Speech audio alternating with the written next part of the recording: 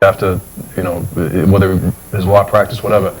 I wish him all the best, but he said he had so many chances to do the right thing. And we told him ahead of time, don't make this guy the chief. It'll be the biggest mistake of your life. And 2003, we told him. Yeah. Right. I mean, he allowed this chief to do what he wanted to do. You guys came out, what was the first time ever in the history of the Quincy Police, and endorsed a candidate for mayor. Yep. All right? I mean, every single gun owner that I knew went to the polls to vote against him because of Crowley, and all we asked him to do was to stop Crowley from doing it, and he just kept saying, I support the chief in what he's doing. and Doing what? Taking a guy's gun permit away because he had an overdue video? it'd be very interesting to see how much money the city has spent. Because the high profile stuff like the lawsuits in the police department, that's obvious, but the money they've spent to try to defend him when somebody that gets a gun permit denied goes to court. The man hours, Bruce, the man hours. The city has to defend his actions. How much money does that cost? Right. Yeah, it's a constant, it's constantly costing the taxpayers money for foolishness. Everything you said here tonight, which was all should never have been done, it's all wasted money because none of this should have been done. I mean, a guy that they knew he didn't have a driver's license. I mean, I'm sure in the old days, my father was a Quincy policeman for almost 40 years. I'm sure back in those days, they just would have said, hey, Bruce, Pete, did you know your license had been suspended? Stay behind the desk tonight or something like that. I drove a truck for over 20 years over the road. No, sorry, for almost 20 years over the road. But anyways, if my license, something like that had happened, that's what they would have done with me. Right. I'm serious. They would have called me and they would have said, if I hadn't got stopped by the police or something like that, but if they somehow found out that my license was suspended for something like that, they would have said, Don, go take care of it. Right. Come tomorrow, maybe work on the platform or something. Load the trucks and we'll pay you. If I went into court and admitted that I sat outside a bar room and waited till I saw somebody that was staggering get behind the wheel, and I waited for them to drive away, then pull them over and arrest them for drunk driving, they'd throw the case right out of court. Because it's basically you're setting somebody up. And like you said, the thing with Officer K is, assuming the city settles for the requested amount, $500,000, which they would be very smart to do that, because I think that's exceedingly generous, that's going to bring it closer to the $2 million mark than the $1 million mark for lawsuits paid out. Think of all this money that's being paid out, and nobody has ever been disciplined for anything. Exactly. Good We're point. approaching $2 million in lawsuits. I can't imagine if an officer out in the street cost the city $2 million. And the guy that was the mayor has said, I support him, I think he's doing a good job. Yeah. $2 million later, he's still saying it. Take care of Crowley. And I'll tell you right now, if the K's thing goes to trial, it will be over $1 million. Well, It will be.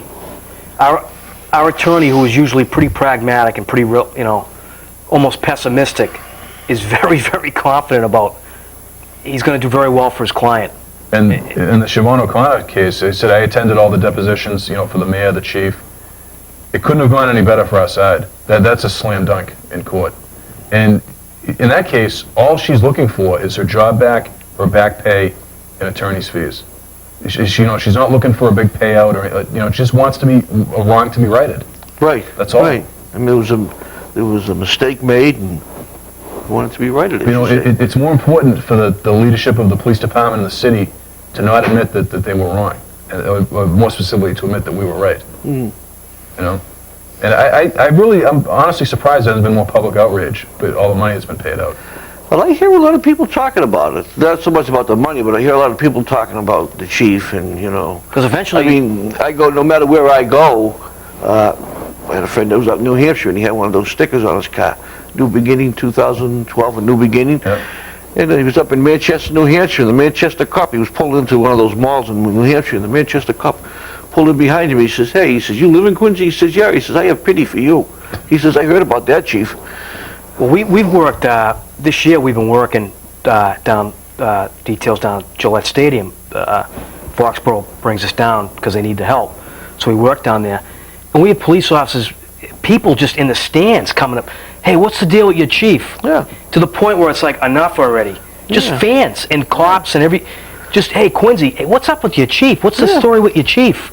It's just craziness. And we had those stickers printed up before he became chief. People should realize that. So when he was the so-called operations commander.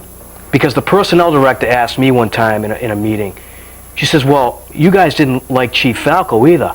I said, well, we didn't have bumper stickers made up for him though, did we? We had these ones made up for Crowley when he was operations commander. What does that tell you? You know, going on 5 years. Well, you know, I remember the time I sat down with him when he was captain or maybe a lieutenant, and they had just made him the licensing officer, and you know, I wrote a letter, and the chief secretary called me back and said, come in to talk to the chief, because when I got there, of course, the chief wasn't there, and they said, oh, you know, Captain Crowley, I guess it was we'll talk to you. We sat down for like 2 minutes. He basically said to me, you know, this is the way it's going to be. And get up, and he got up and stood behind his chair. So he was actually at work that day? He wasn't like, you know. I think he was on his way up, because he got up, he didn't even sit down. I mean, he was holding his chair. It was, knew we weren't going to be making it easy. But I mean, we were able to talk to Mayor Sheets about it, and Mayor Sheets was able to straighten it out. I don't think Mayor Sheets would ever have made Crowley the chief. I don't think he would have either. I think that's my own opinion. I think that's why he bypassed him twice. Oh, yeah. And, you know, regardless of what happens, Mayor Koch is going to have the opportunity to name a new police chief because Crowley signed up to retire by the latest of June of 09. So either way, he's going to have the chance to appoint a new chief. And that'll make number 5 for us.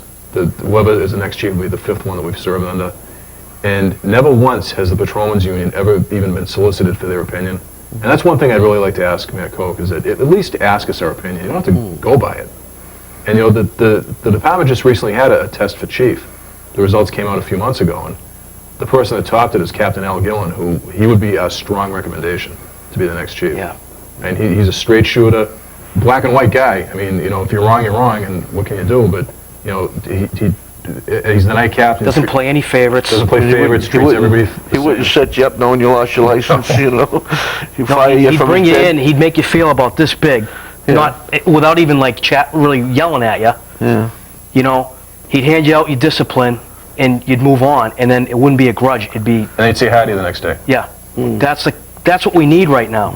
Yeah, it's kind of like, you know, when your father says, I'm very disappointed, and he walks away, and he said, you feel about this big. Yeah. It's like that. You don't have to yell at somebody or, you know, set them up to get your point across. Can Crowley look you in the face when you see him? No. I always say hi to him when I see him, just because I know it makes him uncomfortable. I said hi to him at the deposition, when he was in town for Siobhan's deposition. And they said, you know, I just, like Peter said, we're at the saturation point now. It's like, something's got to give one way or the other. And as far as our relationship, the cord has been cut. It was cut a long time ago. Now it's like paralysis in the police. Now it's, especially at the election, there's just no movement, there's no changes, it's just he's gone into reinvention mode, and he's pretty much been non-existent. And now it's like paralysis is set in, and nothing's happening.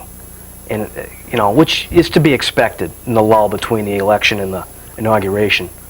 But we're hoping for a new day, you know, kind of sit down with Mr. Koch and figure something out. You know, putting aside everything else that he's done, you know, they said that our lawyers has asked for a $500,000 settlement.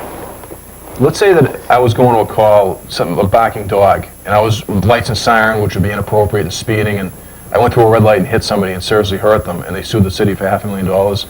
Do you really think I'd still have a job? No, of course not. You know, or I'd be suspended for a year or something major. But here's this guy costing the city millions of dollars and just keeps soldiering on like nothing ever happened. Well, I like to talk a little bit more about it. The guy's got to come back. Oh, come back. Got to come back I'd love to. anytime. Of course, you know, Appreciate you're you always having welcome. No problem. Well, folks, there you have it. Mayor takes over on Monday, and with Good. $2 million and counting, right? Yes. I'm sure she'll be up. You know, I got a funny feeling you're going to be back here. We're going to be up in the cost. It'll probably be, the next time we're back, we're probably closer to $3 million. Yeah, because you know, I think he's going to do something else. Oh, That's yeah. his MO, isn't it? You can't help himself. Make book on it. Well, okay, thanks for coming in, Pete. Oh, thank Happy you for New Year. coming. Thank You too. for having us. Bruce, Thank you thanks very for much. coming in. Thank you. Hope you enjoyed the show, and hey, give your counselor a call. Tell him to get rid of that guy.